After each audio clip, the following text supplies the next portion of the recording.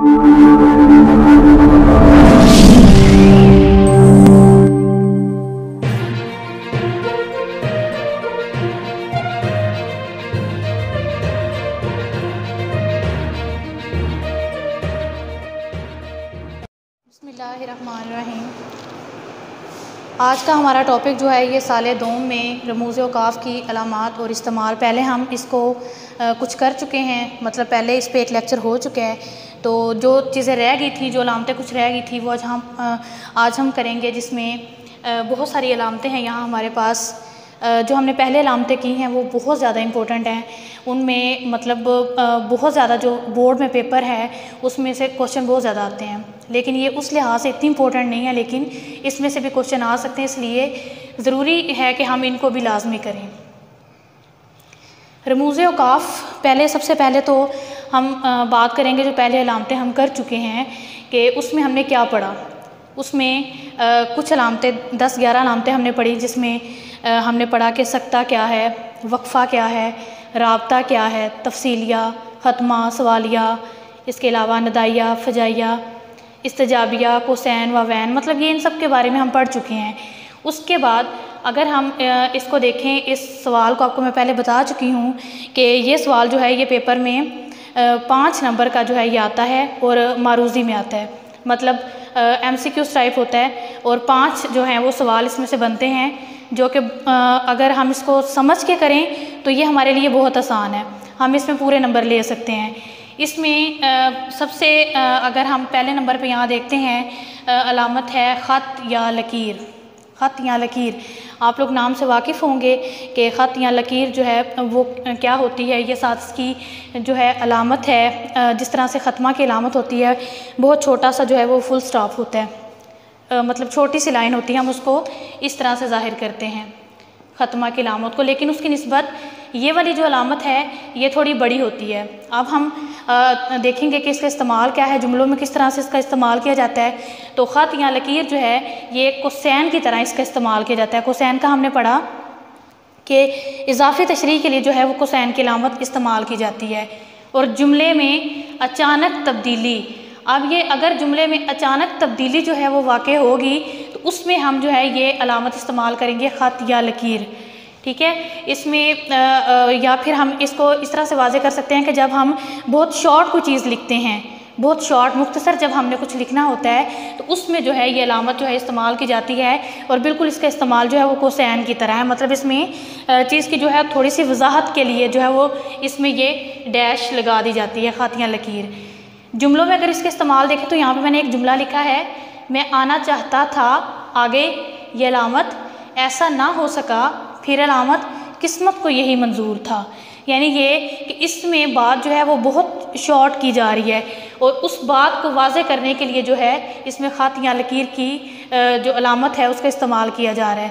यानी मैं आना चाहता था, ऐसा ना हो सका, उसमें बहुत सारी वजूहात होंगी, लेकिन उसको यहाँ पर छोड़ दिया गया है, बल्कि उसको ख़त या लकीर के साथ वाज़े कर दिया गया है। और ऐसा क्यों किया? क्योंकि बात को मुख्तसर बयान करना चाहे।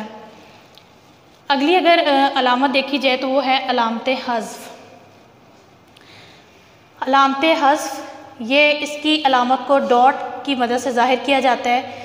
आपने देखा होगा, और स्टूडेंट अक्सर ऐसा करते भी हैं कि अगर पेपर में उन्हें इक़्तिबासात की तशरीह आती है तो उसमें वो क्या करते हैं कि पूरा पैराग्राफ लिखने की बजाय वो उस पैराग्राफ के पहले 2-3 अल्फाज लिख देते हैं और साथ उसके आगे ये डॉट लगाकर आखिर वाले जो 2-4 अल्फाज हैं वो लिख दिए जाते हैं।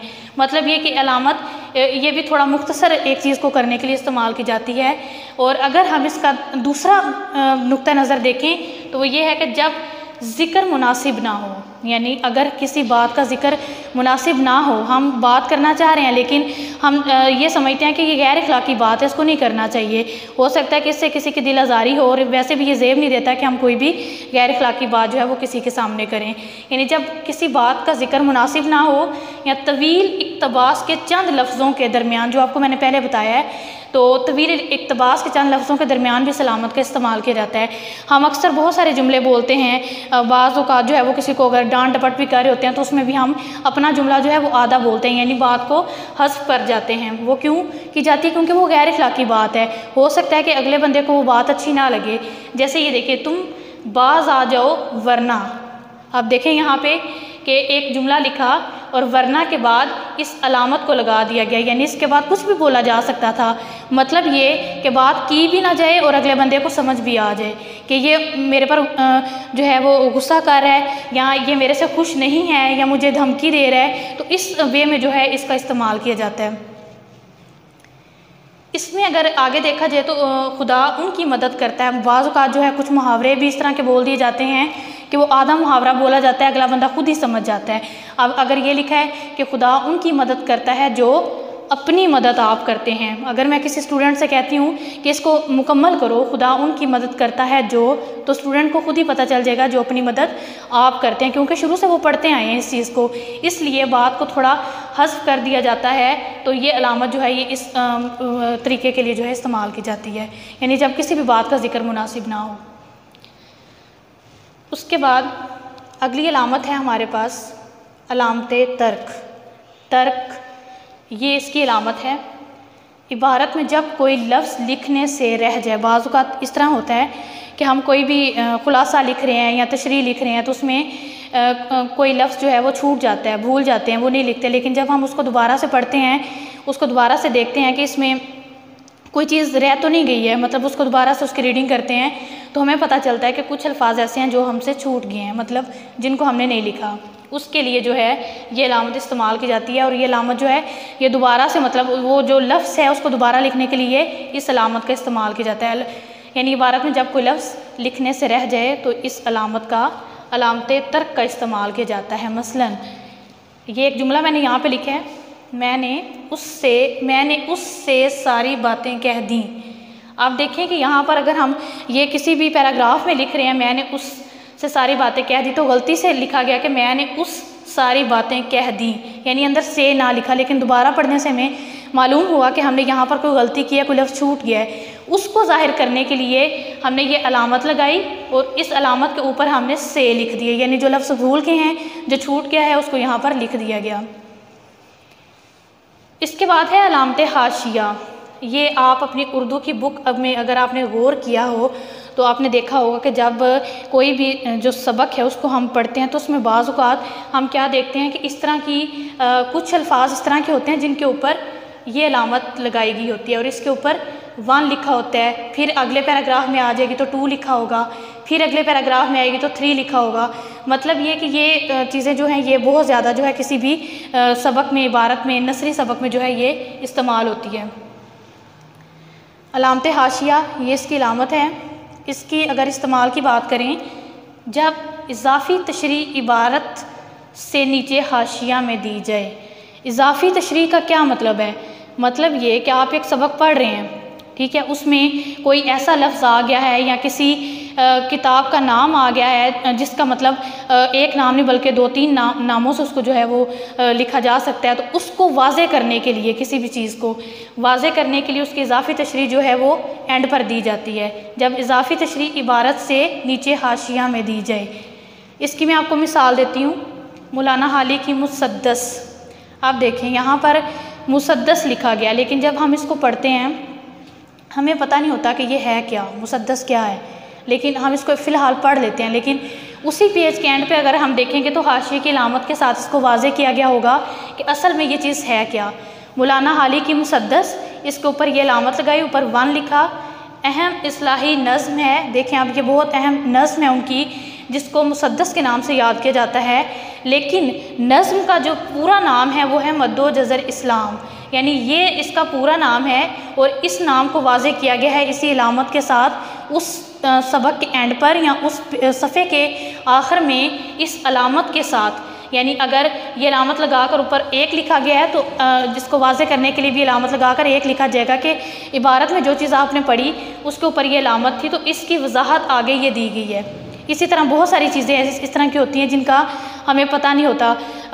किसी भी एजेंसी का नाम हो गया या किसी भी चीज़ का नाम हो गया या किसी शहर मुल्क का नाम इस तरह का हो गया जिसमें हम उसको हमें समझ नहीं आती कि ये असल में चीज़ है क्या, लेकिन उसको फिर बताया जाता है कि ये दारुल हुकूमत किस चीज़ का है। मतलब ये सारी चीज़ें जो हैं उसमें वाज़े की जाती हैं।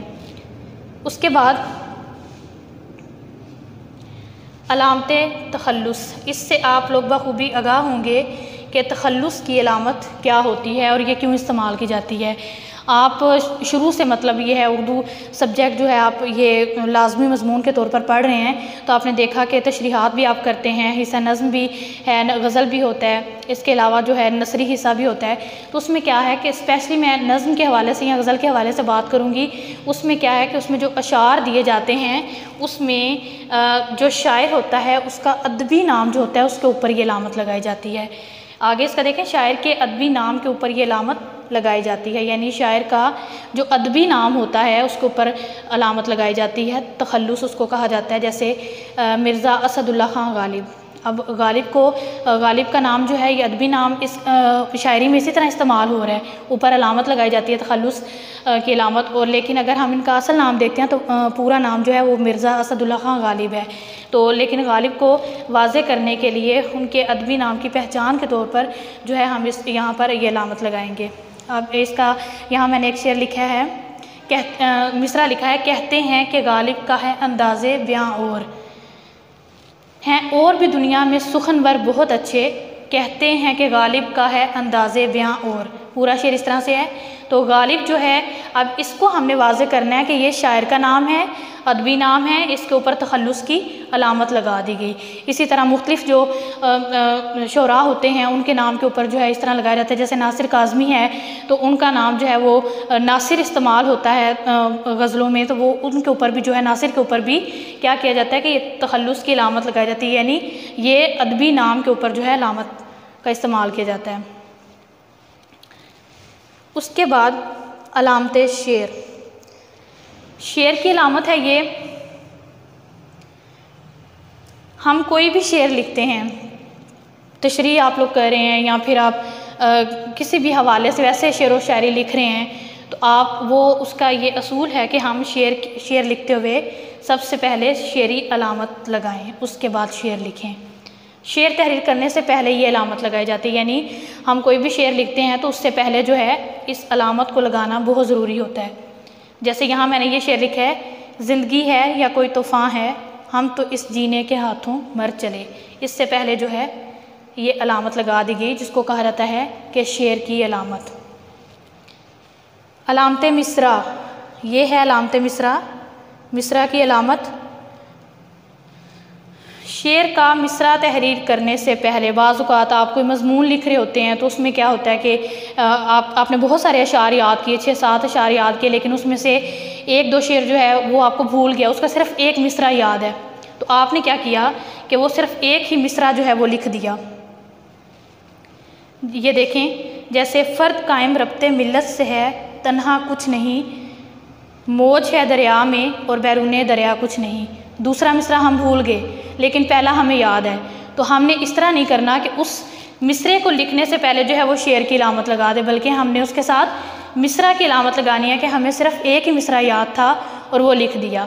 और ये बहुत ज़रूरी होता है कि ये अलामतें जो हैं ये किसी भी इबारत में जो है वो बहुत ज़रूरी होती हैं। आपको मैंने शुरू में बताया कि ठहराव पैदा करती हैं, हमें पता चलता है, तहरीर को समझने में आसानी होती है कि इस तहरीर में मुसन्निफ़ क्या कहना चाह रहा है, उसका नुक्ता नज़र क्या है, वो किस तरीके से अपनी बात को जो है वो दूसरों तक भेज रहा है, किस तरीके से वो अपने ख़यालात का इजहार कर रहा है। तो जब इन अलामतों का इस्तेमाल नहीं किया जाएगा तो हमें इस चीज़ से आगाही नहीं होगी। हम शुरू से मतलब पढ़ते आ रहे हैं लेकिन अलामतों का इस्तेमाल जो है बहुत कम जानते हैं। मतलब ये कि हमें नहीं पता कि अलामत कहाँ पे कौन सी लगनी है, किस तरह से लगनी है और इन अलामतों का फ़ायदा क्या है। यहाँ तक कि स्टूडेंट्स ने कभी गौर भी नहीं किया।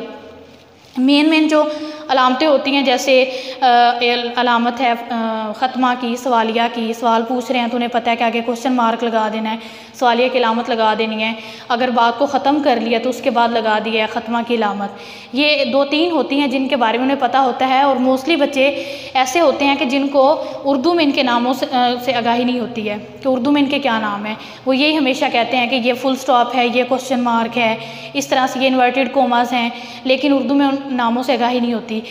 इस सवाल को अगर मैं इम्तिहानी नुक्ते नज़र से आपको बताऊं तो इसमें से मुख्तलिफ़ तरीके से जो है वो चीज़ें आ सकती हैं पेपर में। ज़रूरी नहीं है कि आपसे सिर्फ अलामतें पूछी जाएं, ज़रूरी नहीं है कि आपसे सिर्फ नाम पूछे जाएं, और ये भी ज़रूरी नहीं है कि सिर्फ इस्तेमाल। मतलब ये कि हर तरीके से जो है वो क्वेश्चन आ सकता है, पूछा जा सकता है, मिसालें दी जा सकती हैं। जैसे फ़र्ज़ करें मैंने यहाँ पे ये लिखा शेर, एक शेर लिख दिया जाता है और कहा जाता है कि इससे पहले जो है वो कौन सी अलामत लगती है, मुख्तलिफ़ अलामतें आपको दे दी जाती हैं, ठीक है। उसके अलावा ये भी पूछा जा सकता है कि ये अलामत जो है ये किसकी है, ठीक है, ये शेरी अलामत है। इसके अलावा जो है ये इनके इस्तेमाल के बारे में पूछा जा सकता है कि इबारत में जब कोई लफ्ज़ लिखने से रह जाए तो उसके लिए जो अलामत इस्तेमाल की जाती है उसका क्या नाम है, ठीक है, मतलब ये अलामतें तर्क। और ये भी पूछा जा सकता है कि अलामत जो है वो होती कैसी है, उसमें 4 ऑप्शन आपको दिए जा सकते हैं जिनका आपको पता होना चाहिए। एक चीज़ आप लोग याद रखें कि जब तक आप इसको समझ कर नहीं करेंगे आपको कभी भी जो है इसकी ठीक तरीके से समझ नहीं आएगी, आपका कॉन्सेप्ट क्लियर नहीं होगा। लेकिन अगर आपने इसको समझा है, आपको पता चला है कि किस तरीके से जो है हम इनको अच्छे तरीके से याद कर सकते हैं। जो आपको शुरू में करवाएगी, जो हमने पिछले लेक्चर में की, उसमें काफ़ी सारी चीज़ें जो हैं वो बहुत ज़्यादा अहम हैं। अगर आप उनको कर लेंगे और आप एक तरतीब के साथ करेंगे तो आपको वो याद रह जाएंगी। लेकिन अगर आप उसको रट्टा लगाने की कोशिश करेंगे या वही बात के MCQs आएंगे तो हम जो है वो तुक्के लगा लेंगे, तो इस तरह से तैयारी नहीं की जाती, बल्कि तैयारी के लिए ज़रूरी है कि चीज़ों को समझ कर किया जाए। अक्सर स्टूडेंट्स क्या करते हैं, वो कहते हैं कि कौन सा ये डेफिनेशंस आनी है पेपर में, तारीफ़ें तो आनी नहीं है, आने तो MCQs हैं, MCQs को रट्टा लगाना शुरू कर देते हैं कि चलें ये सवाल दिया गया, इसके 4 ऑप्शन है, इसमें से रट्टा लगा लेते हैं तो याद हो जाएंगे। लेकिन जब तक आपको क्लियर नहीं होंगी चीज़ें, आप बुक में से सारी चीज़ें कर रहे हो, आपने MCQs रट्टा लगा लिए, पेपर में कोई भी और मिसाल देकर पूछा जा रहा है, आप कन्फ्यूज़ हो गए हैं कि हमने इसको कैसे करना था, आपको पता ही नहीं है। जब तक आप इनकी तारीफ़ें नहीं पढ़ेंगे आपको नहीं पता चलेगा कि ये अलामतें जो हैं ये हैं क्या और इनका इस्तेमाल किस तरह किया जा सकता है। अगर आप इनकी तारीफ़ें याद कर लेंगे, अच्छे तरीके से समझ लेंगे, तो चाहे जिस तरीके से भी सवाल पेपर में आ जाए, जो भी मिसाल दी जाए, वो जो मिसाल है उसको देखकर आपको फ़ौरन पता चल जाएगा कि इसके साथ अलामत कौन सी इस्तेमाल की जाती है। तो ये चीज़ें बहुत ज़रूरी होती हैं। अगर आप ये करेंगे तो आपके लिए बहुत फ़ायदेमंद होंगी और उम्मीद है कि आपको इन सारी अलामात की समझ आ गई होगी।